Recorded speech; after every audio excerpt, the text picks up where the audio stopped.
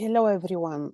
This video is I'm making especially about to discuss a bit, to bring a bit more clarity on the invisible planets in astrology. Which planets are invisible? Those that we don't see on the sky. There are these moments when a planet is coming too close to the sun and the sun is burning the planet in his rays. Like the planet is there, but when we cannot see her, we cannot, because it's hidden in the rays of the sun. When usually what is the reason for making this video is because oftentimes when I speak about the phases of the planets, like now I just spoke about recently about the invisibility of Mars, who literally is not seen. So then people ask, but how do I know? How do I calculate when a planet or if the planet in my horoscope is invisible? This is not easy calculation.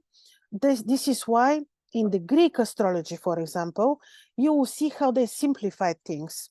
There they speak that when a planet is 15 degrees away, reaching a distance of 15 degrees towards the sun, the planet becomes invisible. This is not true, because you can have Venus only 1 or 2 degrees distant from the sun and you can still be able to see Venus. So this is really not true. I think that they have forgotten back then the knowledge of the Babylonians or the ancient Thracians here on the Balkans. And that's why they simplified things and they just said 15 degrees and the planet is invisible. And this is what is being repeated in the Indian Vedic astrology, also in the modern astrology. So this is not true. Like I'm telling you, the planet can be invisible also when can be visible also when very near the sun. And you have these examples with Venus, with Mercury, which cannot reach big distance from the sun. So saying this, the planet literally is invisible when we call it invisible because you don't see it. But what is then changing in the influences of such planet in the horoscope? Now, literally, when we think together, such planet is not present, is you are losing in the horoscope the features which the planet is representing. Take, for example, Venus. People who are born with invisible Venus, oftentimes, especially in a masculine horoscope, have some challenges with relationships, finding the right woman. This is happening until comes this very day in their horoscope when Venus, as progression, becomes visible. So these are the things which we can easily calculate again with the features of the ancient Babylonian astrology. Let's take the same example with Mars. Invisible Mars in female horoscopes, such ladies always have challenges with their partnerships. Of course, until we find this moment when Mars becomes visible. But there are moments when horoscopes when you never see Mars visible, and such female horoscopes, such people, such ladies always have challenges with partnerships. Let's say you take Jupiter as invisible in the horoscope of people, men or women.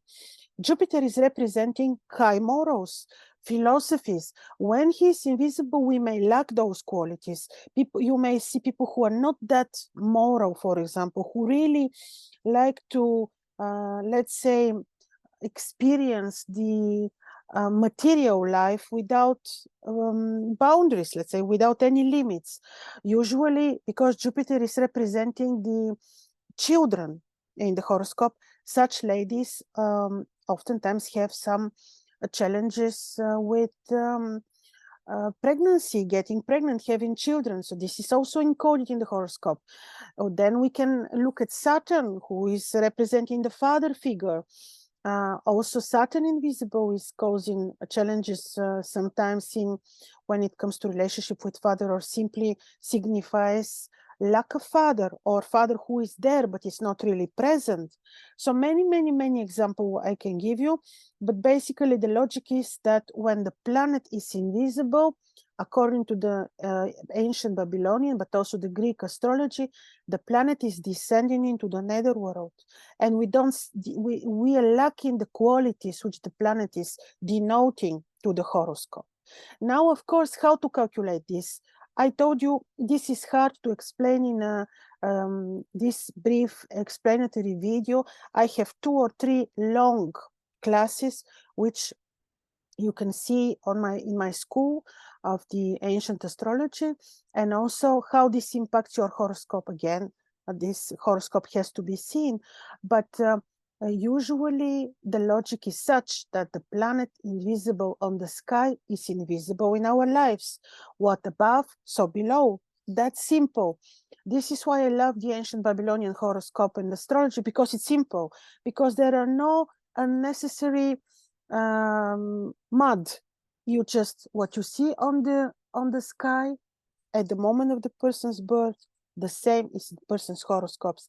No projections or other stuff. It's just beautifully simple. So saying this, ladies and gentlemen, I hope I answered maybe to a degree your questions on the invisibility of the planets. This is beautiful feature of the ancient Babylonian astrology, because based on the appearance of the planet, they would see if there are omens around this appearance.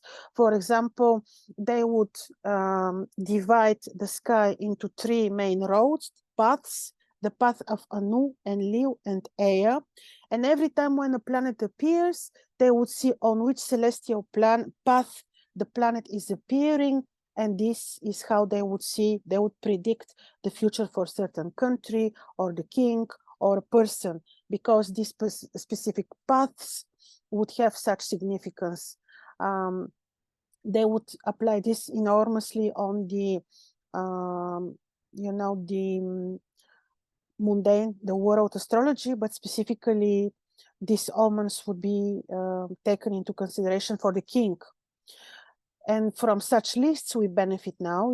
They have their astronomical diaries, they have others, and they are all made with analyzing eclipses, but also omens with the appearance of the planets.